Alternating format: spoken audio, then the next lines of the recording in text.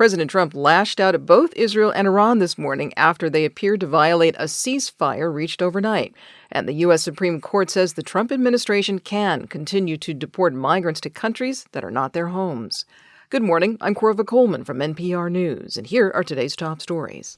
Israel and Iran have both said they're observing a ceasefire, but Israel says Iran broke it earlier, something Iran denies. Israel says it carried out a limited strike near Iran's capital. President Trump lashed out at both Israel and Iran, saying he was not happy with either one of them. As NPR's Tamara Keith reports, the president insists the ceasefire is in place, but it is fragile. Expressing frustration with apparent violations of the ceasefire, President Trump used an expletive U.S. presidents simply do not say on camera. Quote, "They don't know what the blank they're doing." I think they both violated it. I'm not sure they did it intentionally. They couldn't rein people back.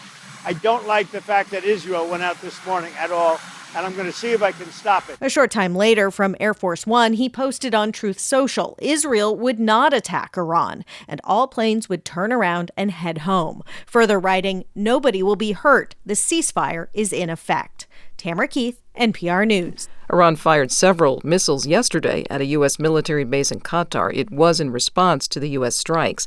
Another way that Iran could retaliate against the U.S. is to close the Strait of Hormuz.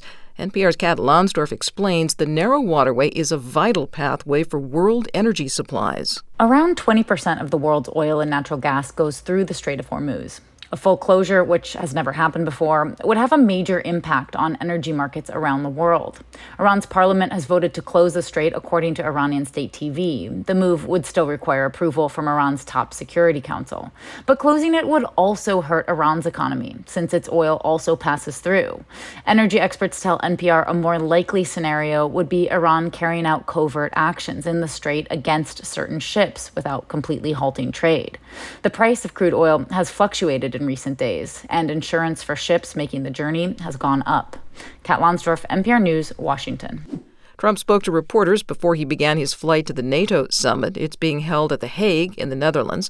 NPR's Eleanor Beardsley reports this year's gathering is all about boosting defense spending. NATO allies are set to pass an ambitious defense investment plan that will see them stepping up defense spending to 5% of GDP, a big rise from the current 2%.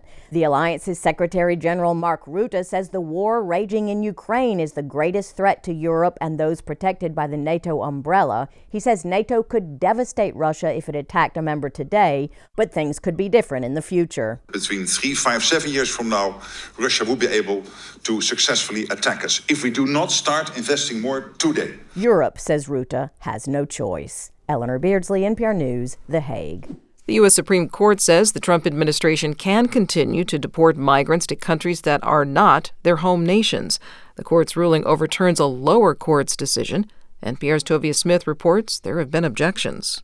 The court did not explain its reasoning, but dissenting justices did, calling the order inexcusable.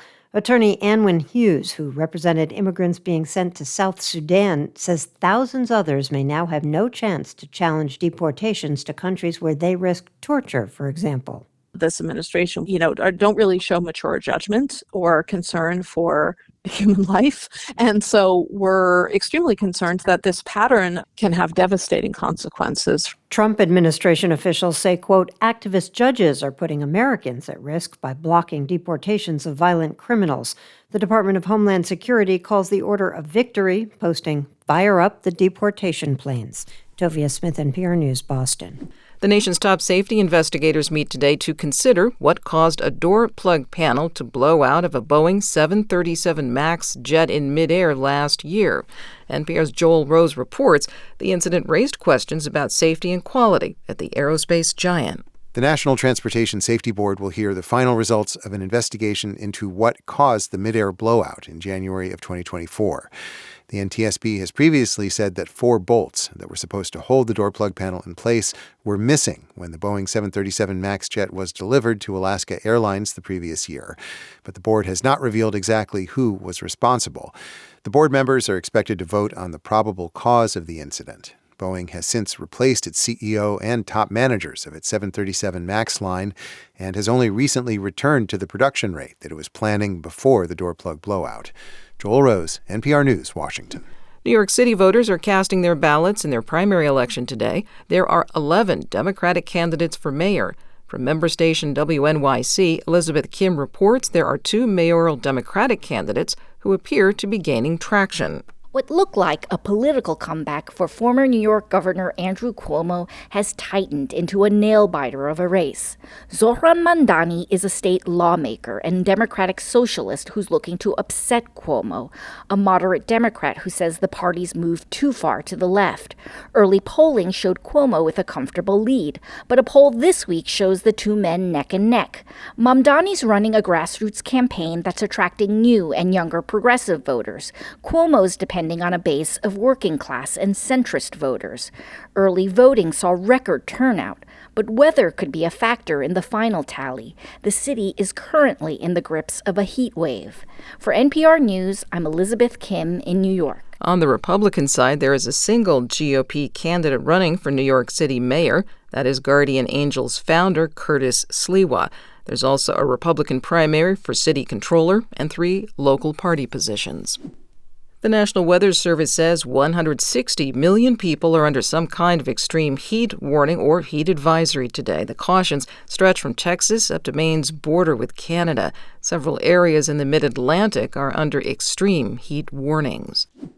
The retired luxury liner, the SS United States, could become the world's largest artificial reef later this year. It will be scuttled in the waters off the Florida Panhandle.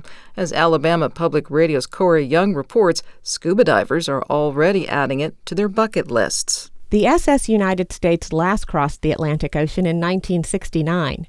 Today, workers in Mobile, Alabama, are prepping it for its new life under the sea. Savannah Christie, owner of Scuba Tech in Destin, Florida, says news of the artificial reef is sparking interest with divers from across the globe. They wanted to know, when was it going to sink? Can they watch? Can they be the first to dive it? How do they sign up? How deep is it going to be? Just all the things. Okaloosa County, Florida purchased the liner and plans to sink it 20 nautical miles offshore toward the end of this year. A New York preservation group is suing to stop the move, warning that the liner is, quote, on the brink of being lost forever. For NPR News, I'm Corey Young. You're listening to NPR.